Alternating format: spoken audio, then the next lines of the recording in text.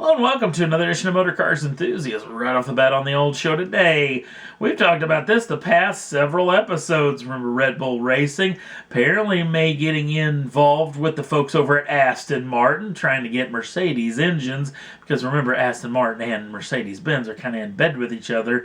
And then you've got the side story, that's at least from the Formula One side, these two guys working for the Grand Prix team, at least one of them, Christian Horner, and then the past designer of the cars, Adrian Newey, who apparently wants to build a road legacy automobile.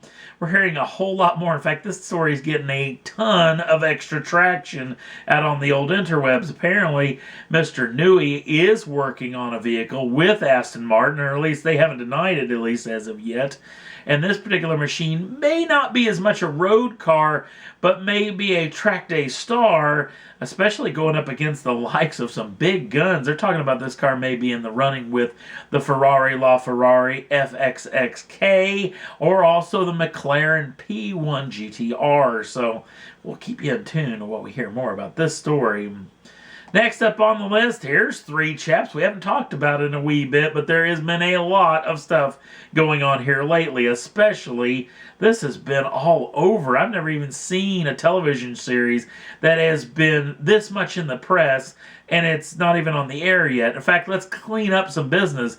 The last go-round of Top Gear, the last episode of Season 22, has been shown in the UK, and it officially will show in the United States on BBC America on July 13th of 2015, with these three chaps at the helm, or at least with James and Richard actually doing the in-studio segments. Now let's talk about what these guys are doing in the future, because there's a lot of talk that these guys were in bed with possibly ITV, maybe with Netflix, also with Amazon, and then we're hearing a little bit about Hulu. Now Hulu actually gets to run the early seasons of Top Gear from about Season 2 all the way up to some of the later ones, and the last 5 seasons are actually shown on Netflix.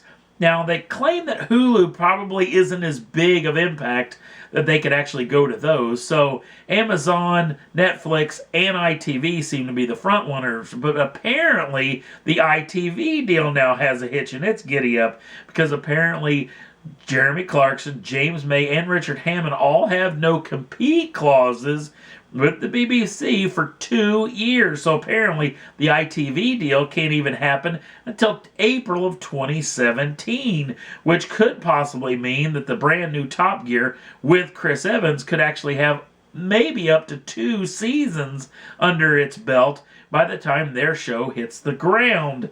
Now, that being said, they could do an ITV show, but it can't have anything to do with cars. So that's a little hitch too as well. So possibly now maybe Hulu, Amazon, and Netflix are now the front runners. But again, this story is long from being over. Next up on the list, well, we've talked about the ZO6 Corvette. And there's a weird little deal going around the internets. In fact, there's a lot of outlets saying that it did happen, some saying there's no way it could have, but apparently right before they closed down the Nürburgring circuits, at least for lap time records, apparently the Corvette Z06 with its 650 brake horsepower, 650 pounds-feet of torque, 6.2 liters supercharged V8, apparently made a lap around the ring in 7 minutes and 8 seconds, which is a whopper time. In fact, a lot of people pointing towards the fastest rear-wheel drive automobile around the ring. There are also a lot of outlets that say, nah, no way this actually took place. General Motors is playing quiet about this. They haven't said little to nothing about this, but we'll keep you tuned if we hear any more about it. Next up on the list, we talked about this particular machine in the past.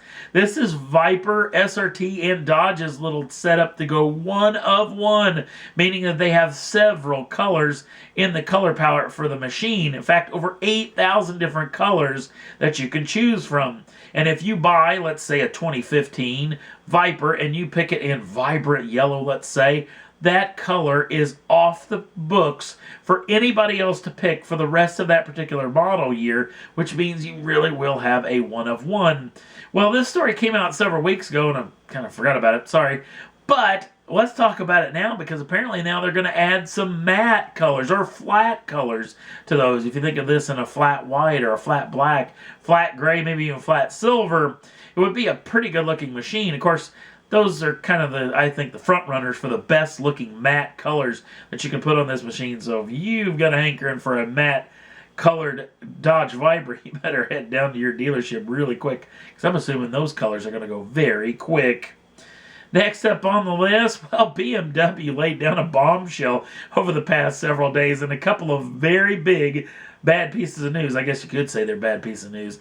Number one, they said from now on, at least moving forward, dual clutch transmissions are going to be the norm in M-Class cars. No more manual transmissions. They feel that manual transmissions are inefficient. They're not good for performance and whatnot, fuel economy, so they're ditching them. Only dual clutch transmissions.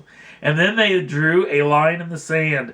All M cars from this day forward will have no more than 600 brake horsepower, which is kind of sad. But you know, when you really think about it, all these cars that are screaming about having massive amounts of power, this is going to come to an end someday, fellas, because there's no way they can go on keep building these super high performance automobiles. We're not going to probably see a 2,000 brake horsepower automobile in the future, but let's ride this wave as long as we can. Last up on the list, let's talk about these two machines.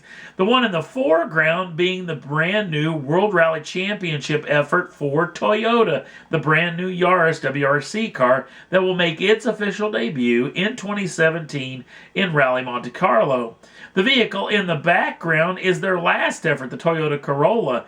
I can remember back in the day, 1998, last stage of Rally GB. Here comes Carlos Sainz and his co-driver Luis Moya within 500 feet of the last finish line of the last stage of the championship for 1998, was going to win the World Rally Championship, when that Toyota Corolla stuttered to a stop, and a fella who was actually standing in the airport doing an interview right before flying back to Finland, Tommy Makinen, who was the leader in the clubhouse coming into Rally GB when he hit a large piece of concrete, ripped off the rear wheel, and had to retire from the rally, losing the championship in '98 until he got a phone call in that airport from his brother saying, you know what, Carlos just broke down and they can't get the car to the finish line. You are the '98 World Rally Champion. Fast forward almost 20 years, and this chap,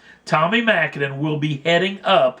He will be team principal of the brand new Toyota World Rally Championship team, hammering up in 2017. I cannot think of a perfect fit for this guy and this team. They are going to do some serious damage in 2017. Cannot wait for that championship to start. And that's all there was that I thought was worth talking about for this edition of Motor Cars Enthusiasts. If you want to jump on over to the Facebook page, links down in the show notes. Also, if you'd like to subscribe to the channel, you can do so at any time. Get the first dibs on the brand new shows as soon as they come out. Thanks for watching. We'll see you again real soon.